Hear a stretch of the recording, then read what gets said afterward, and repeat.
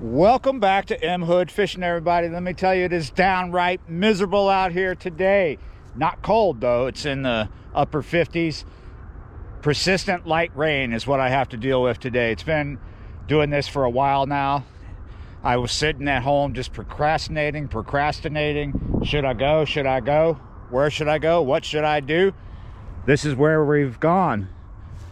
Pretty close to the house, so if I want to bail, I don't have to ride through a lot of rain to bail. Yeah, you're right. So the goal is to try and catch some good bait fish before this rain gets the better of me, before I get soaked. I'm going to start off with the float because that's what I was doing yesterday. It was already tied up. There's a hook just here at the bottom where the line ends. We're using a small fill float. It's really no wind out here, so I don't think that's going to be an issue. Though I'm using one of those smaller ones. You see that right there? Usually works a little better. Could go smaller than that, but I think it's going to be fine. Yesterday I had almost nothing underneath the float. Half a foot was my depth. Today we have increased the depth because we're in deeper water. Yesterday we were fishing a puddle. My depth right now underneath that cork is somewhere between 3 and 4 feet. You can get it kind of about right there off this point. Last time I was here, there were fish holding in that area, but in the past they've held just right off the point here. As you see, if you're not familiar with this, this is the main bit of the bayou right here in front of us, and then on the side next to us, this leads to those two culverts there, which go underneath the road to a pond that is very choked right now. No interest there. I do not have any split shot underneath the cork. That's gonna just let that worm fall naturally.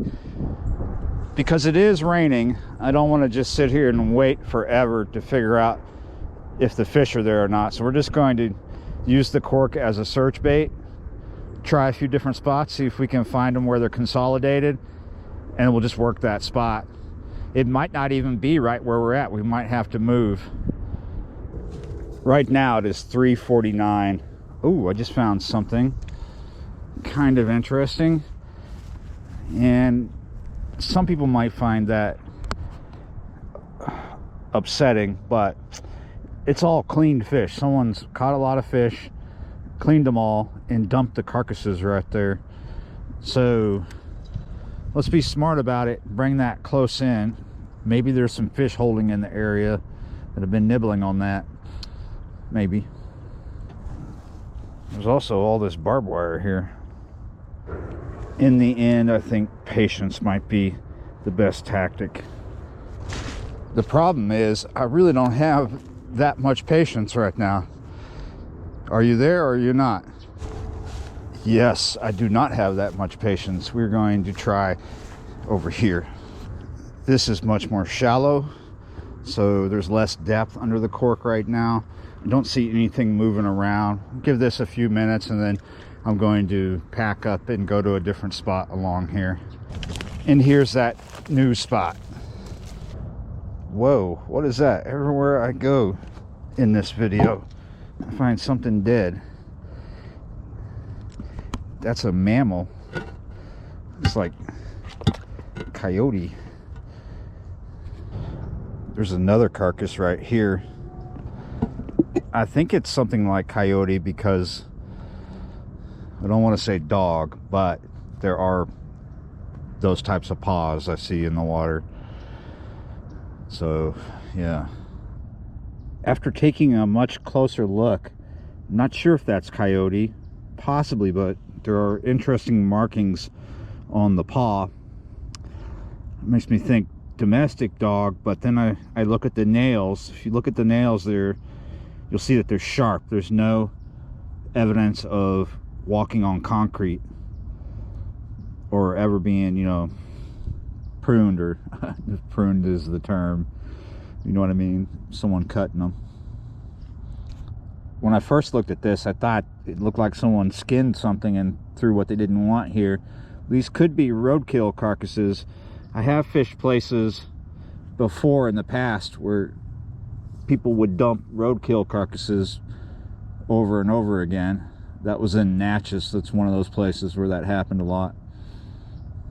That was the city that was doing that. The animal control people dumped roadkill carcasses that they scraped up off the road into the river. They dumped them in the river at the same spot every time. Safe to say this is not going too good, and my path to where I'm going is overgrown, so that looks like a lot of things stuck to me, and I don't want a lot of things stuck to me. Maybe we can go through this jungle here, or not. Let's find a way up there. All right, I got to the spot I want to get to. Just see if there's fish here. I can't see the bike from here. Nothing. Let's move on. We'll see. Maybe the bridge will work. That's where we're at. This bridge is the good news bridge. We're a little bit past sunset now. We are, we're losing the light, but we got a fish finally. I found the fish. Look at that, and it's a gill. Oh man, I had to go everywhere and work to find you guys. Got some bait. I'm just go ahead and put that right back out there. I don't even have the tote ready. I'm gonna put that down. Maybe by the time I come back to it, I'll have a fish on there. And we got another fish.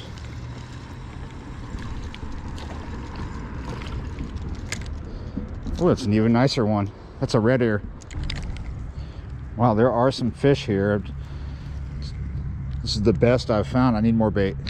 It's going to be dark soon. Hopefully I'll be able to catch enough for tomorrow, even when I totally lose the light.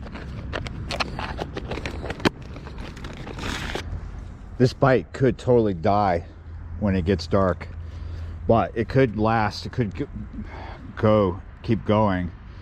Sometimes it doesn't. It depends. We do have street lights right here, but they're not directly over this water. Not only are we losing the light and possibly losing the bite, we are losing the fight with the rain. It's starting to come down. Whoa, what do we got here? Oh, nice.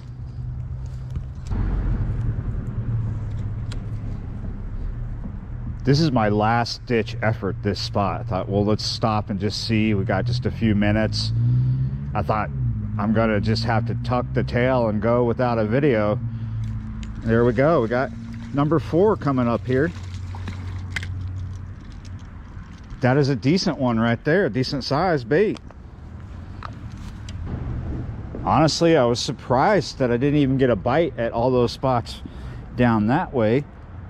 This stretch here, in my opinion, is that it's shallow. I didn't expect much to be here, but there is a hole further up that way where I thought maybe I would go too if this spot didn't work out. But here's number 5.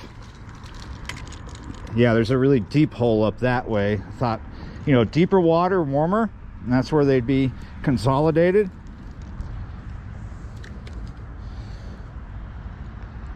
Let's see if they're underneath the bridge too. The float's moving, but it's not bobbing yet. There might be something pecking at it. I've already had the float in that area and didn't get a hit, so there's a possibility that they're just not there. And just a few more feet over is where they're at.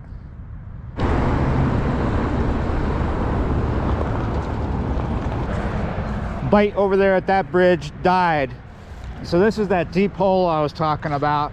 I don't know if there's going to be a bite here, but I have been here in the dark and caught cichlids, so we'll be here for a minute. Oh, he's biting. Come on, take it.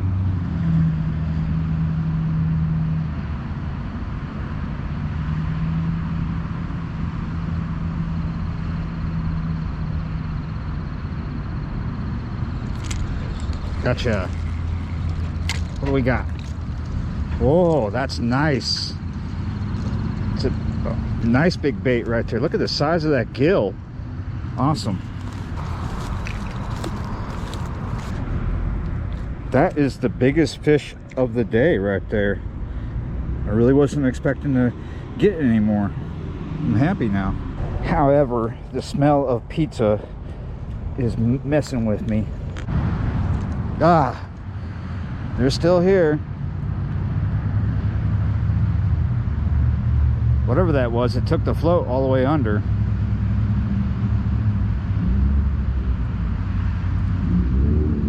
Here he hits again. Got him that time. Oh, it's a good sized fish again. But it's a cichlid. That's a rather decent sized cichlid. They don't make good catfish bait because they're not an oily fish, but I'm gonna keep it anyway. Gonna have to just call this a 2-fish spot and call it. It's been kind of a tough session. I thought it wasn't gonna be a video, but semi-successful with gruesome discoveries. Yeah, you're right. Sometimes you find some, gruesome things when you're out fishing. All right, guys, thanks for watching, liking, sharing, and subscribing, and I'll see you next time.